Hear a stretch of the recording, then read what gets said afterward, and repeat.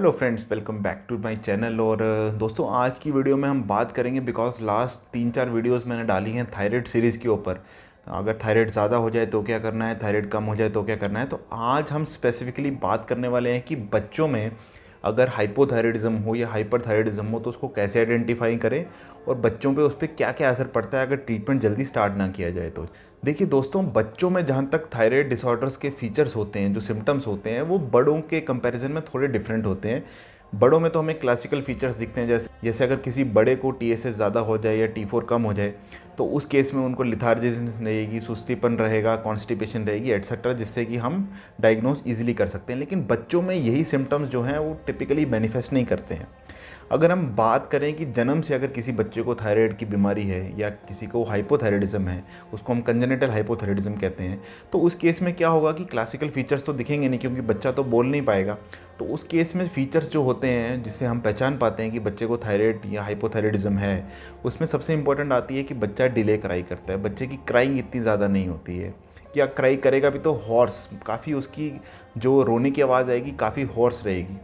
इसके अलावा बच्चों में ये भी देखा गया कि कॉन्स्टिपेशन काफ़ी प्रिडोमिनेंट रहती है। बच्चों में हियरिंग डिफ़िकल्टीज़, उनको सुनाई ढंग से नहीं दे सकता है।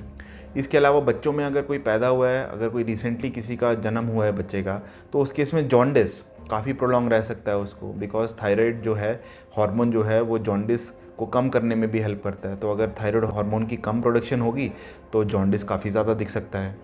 इसके अलावा बच्चों में और भी मेलफॉर्मेशंस हो सकती हैं, जैसे कि जो ऊपर का तालू होता है जिससे हम खाना चबाते हैं, जो हमारी जीभ होती है उसके ऊपर हम एक जगह होती है उसको हम पैलेट बोलते हैं, उसको बाइफेड होने के चांसेस रहते हैं। लिप जो है वो 2 भागों में हो सकता है बटा हुआ हो।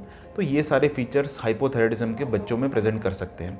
अगर हम बात करें कि बच्चे अगर मान लीजिए थोड़ा ग्रो कर गए हैं, ज़्यादा से ज़्यादा अगर 6 से 8 साल के हो गए हैं, तो उस केस में हमें प्रेजेंटेशन देखने को मिल सकती है कि उनकी ग्रोथ डिले हो सकती है, उनकी हाइट वैसे नहीं बढ़ेगी जैसे नॉर्मल बच्चों की बढ़नी चाहिए।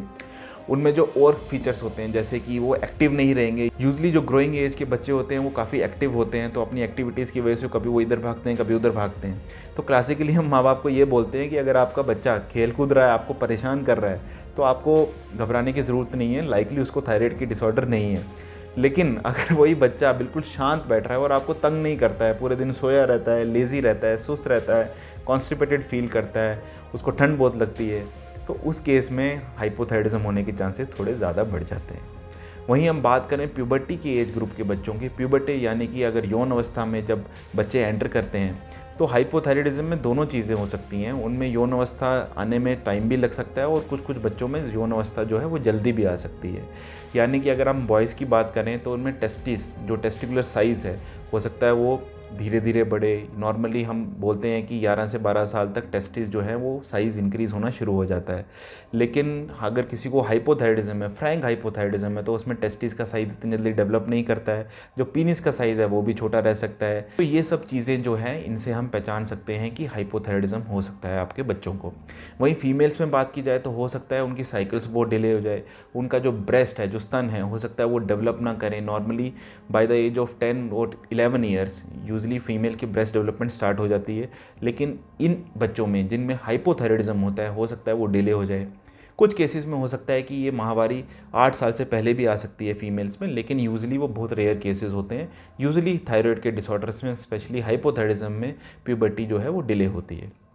वहीं बात की जाए हाइपरथायराइडिज्म की, जिसमें कि थायराइड हार्मोन ज़्यादा प्रोड्यूस होता है थायराइड ग्लैंड से और टीएसएच कम होता है, तो अगर कोई बच्चा पैदा हुआ है, पहले हम उस बारे में बात करते हैं। तो पैदा हुए बच्चे में हो सकता है जिटरीनेस हो, वो रोता ही रहे, इरिटेबल रहे, उसको डायरिया लगे और उसका टेम्परेचर, बॉडी टेम्परेचर काफ़ी रेज्ड हो, लूज टूल जो हैं वो सेटल ही नहीं हो रहे हैं बच्चे के, पैदा हुआ जो बच्चा है। तो इस केस में हम सस्पेक्ट करते हैं कि हाइपरथायराइडिज्म यानी कि T4 ज़्यादा और टीएसएच कम देखने को मिल सकता है। ग्रोइंग एज में बात करें तो आपके बच्चे का हो सकता है वेट बहुत कम रह जाए, आपके बच्चे की हो सकता है हाइट बहुत जल्दी मैच्योर करने लग जाए, बिकॉज जो थायराइड अगर ग्लैंड ज़्यादा हार्मोन प्रोड्यूस करेगी तो उससे आपकी बच्चे की हाइट वेलोसिटी थोड़ी बढ़ सकती है। हो सकता है आपके बच्चे में डायरिया लगा रहे, लगातार वो रिकरेंट डायरिया के एपिसोड्स को बार बार हो रहे हैं, तो वो भी एक सिम्टम होता है।